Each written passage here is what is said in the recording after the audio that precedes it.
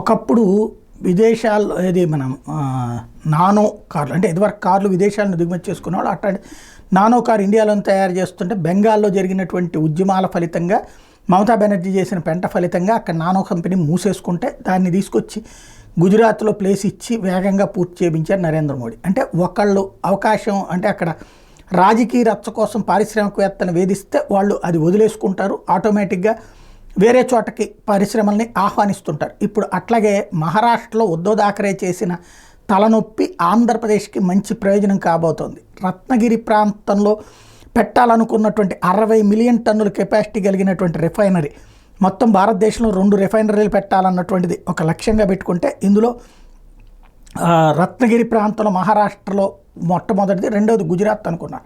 అయితే ఇప్పుడు రత్నగిరి రిఫైనరీకి సంబంధించి ఉద్ధవ్ థాకరే వర్గం ఉద్యమాలు చేసి ఆ ప్రాంతంలో చెడగొట్టడం, ఆ ప్రాంతంలో ఓ పక్కన భారతీయ జనతా పార్టీ ఓడి శివసేన వాళ్ళు గెలిచినటువంటి నేపథ్యంలో ఆ ప్రాంతంలో రిఫైనరీ పెట్టడం ఆపేయాలని నిర్ణయించుకున్నారు. దాన్ని ఆంధ్రప్రదేశ్కి అదే ఎన్డీఏలో భాగస్వామి అయినటువంటి తెలుగుదేశం కోరడం, మచిలీపట్నంలో దానికి స్థలం కూడా రెడీ అనడంతో ఆంధ్రప్రదేశ్కి ఒకటి, గుజరాత్కి ఒకటి 2 రిఫైనరీలు రాబోతున్నాయి.